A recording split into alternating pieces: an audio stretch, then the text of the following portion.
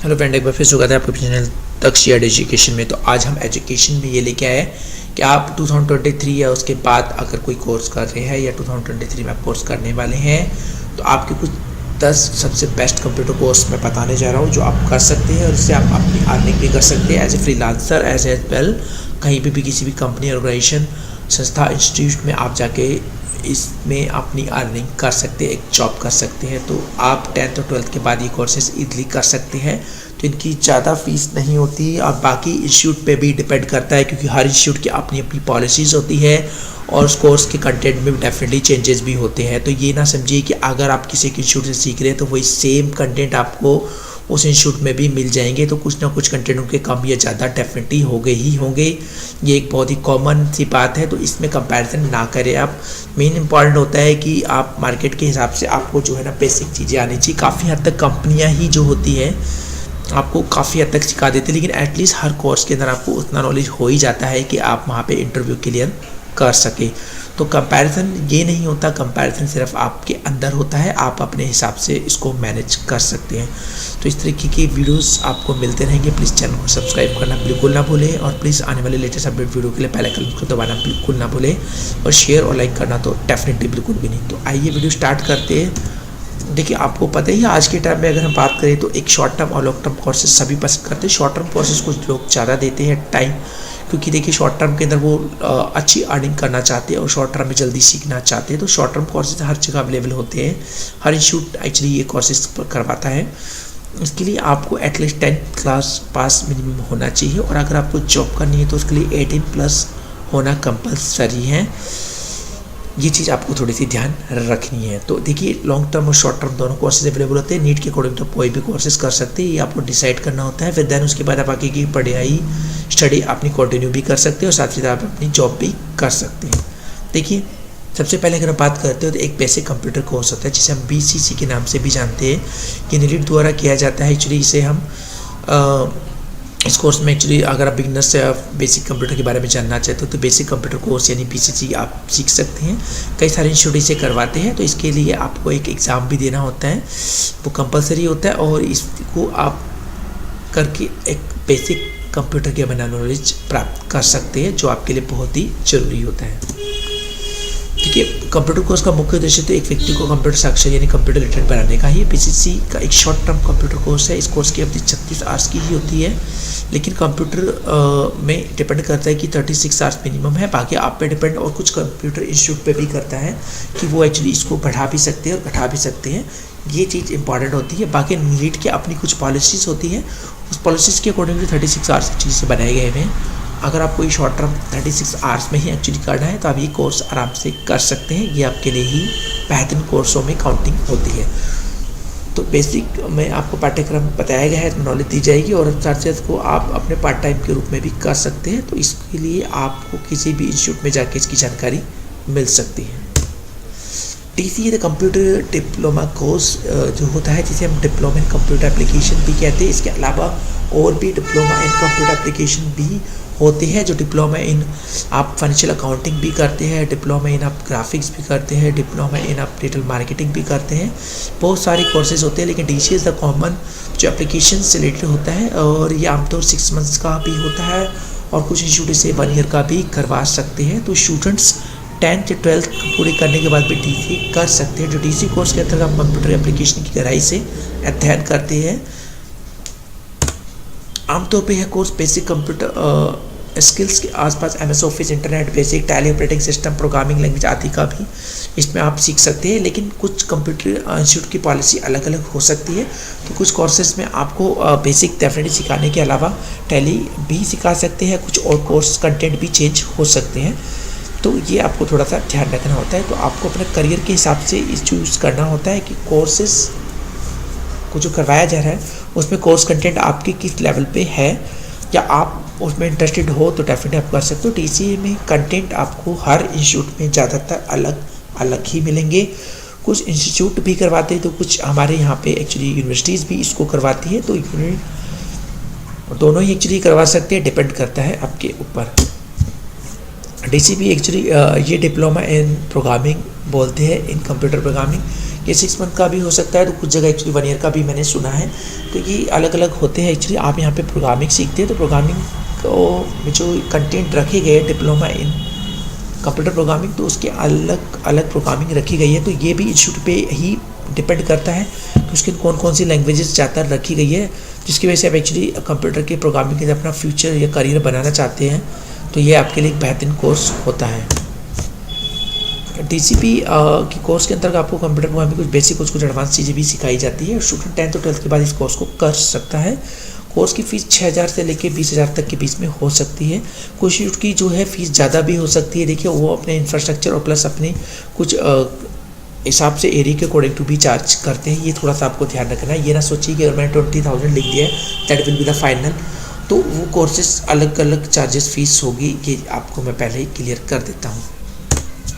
एक होता है PGDC the post graduate diploma in computer application, जो आमतौर पर 1 ईयर का ही होता है और ये ज़्यादातर यूनिवर्सिटीज़ से ही करवाया जाता है। इंस्टीट्यूट आपको नहीं करवाएंगे, तो इसमें आफ्टर कोई भी एक डिप्लोमा आपके पास होने के बाद आप इसे कर सकते हैं। ग्रेजुएशन मस्ट है बिकॉज यहाँ पे ये post graduate diploma in computer application बोला जाता है। ये आपको थोड़ा सा ध्यान रखना है। कोर्स में आपको कंप्यूटर लैंग्वेज जैसे CS और एक्सेल जैसी लैंग्वेज भी सिखाई थी। वेब डिज़ाइनिंग, ऑपरेटिंग सिस्टम और डेटाबेस मैनेज सिस्टम जैसी कुछ सब्जेक्ट भी आपको पढ़ाए जा सकते हैं।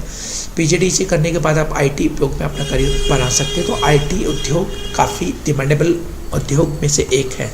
अब बात कर लेते हैं वेब डिज़ाइनिंग की। देखिए वेब डिज़ाइनिंग भी काफ़ी ज़्यादा डिमांडेबल होती है और ये हम वेब पेज जो हम देखते हैं इंटरनेट पे चला रहे होते हैं, ये सारे एक्चुअली वेब डिज़ाइनिंग से ही बने होते हैं। इसमें कई सारी लैंग्वेजेस होती है, HTML, CSS, JS, जावास्क्रिप्ट, ये सारी लैंग्वेजेस एक्चुअली इसके अंदर आती है। तो वेब डिज़ाइनिंग में आप करने के बाद एक वेब डिज़ाइनर बन सकते हैं। तो सब इंस्टीट्यूट की अपनी पॉलिसी के हिसाब से उसके अंदर कौन कौन से कोर्सेज में कंटेंट रखा गया है वो डिपेंड उसके ऊपर करते हैं। तो आप उसमें कंपैरिजन करके आप इसमें आगे बढ़ सकते हैं। ग्राफिक डिज़ाइनिंग में भी बात करें तो ग्राफिक डिज़ाइन कोर्स भी काफ़ी अच्छा और बेहतरीन माना जाता है। जिन्हें आर्ट और पेंटिंग में काफ़ी इंटरेस्ट है, जिन्हें डिज़ाइनिंग और क्रिएटिविटी आती है, तो उनके लिए काफ़ी बेहतरीन कोर्सों में से एक हो सकता है। इसमें image, symbols, colour, text, typography इत्यादि का काफ़ी अच्छे तरीके से यूज़ कराना सिखाया जाता है।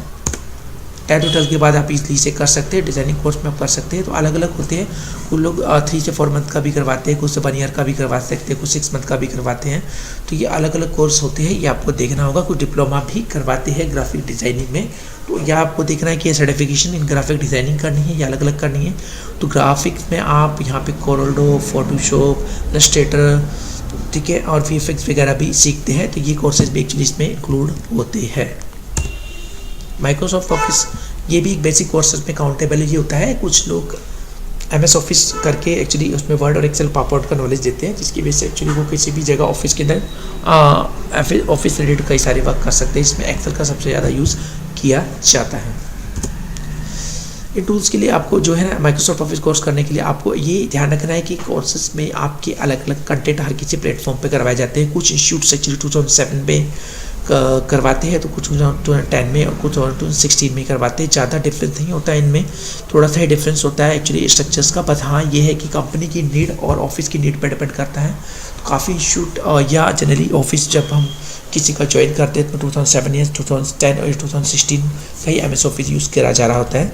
तो ये आपको अगर आप एक्सेल पे ही काम करते हो तो वहाँ भी फॉर्मूलों का और फंक्शंस का काफ़ी इंपॉर्टेंस होता है, जिसमें आपको स्किल्स लेनी चाहिए। तो कुछ लोग ये कोर्स करके एक अच्छी अर्निंग कर सकते हैं। टैली एक बेहतरीन कोर्सेज में है। टैली प्राइम भी लॉन्च काफ़ी पहले हो चुका है, तो कुछ लोग एक्चुअली टैली ERP 9 पे ही कोर्स करवाते हैं, तो कुछ लोग एक्चुअली अभी टैली प्राइम भी कर चुके हैं। तो दोनों में कुछ खास डिफरेंस नहीं होता है, पर थोड़ा सा इंफ्रास्ट्रक्चर का डिफरेंस और कुछ फीचर्स उसमें ऐड ज़रूर हो गई है। तो ये चीज़ें भी है कि अगर टैली प्राइम आपको आता है तो आप टैली अगर ERP 9 भी आता है तो आप टैली प्राइम इजीली चला सकते हैं। तो ये आपको थोड़ा सा ध्यान रखना है। टैली ERP 9 32 बिट पे एक्चुअली ऑपरेटिंग सिस्टम पे वर्क करता है, जबकि टैली जो प्राइम होता है वो आपका 64 बिट पे काम करता है। तो टैली ERP ध्यान रखना है 9 आपका 32 बिट ऑपरेटिंग सिस्टम पे काम करेगा और टैली जो प्राइम है आपका 64 बिट पे एक्चुअली काम करता है। तो ये भी ऑपरेटिंग सिस्टम पे ही डिपेंड करते हैं।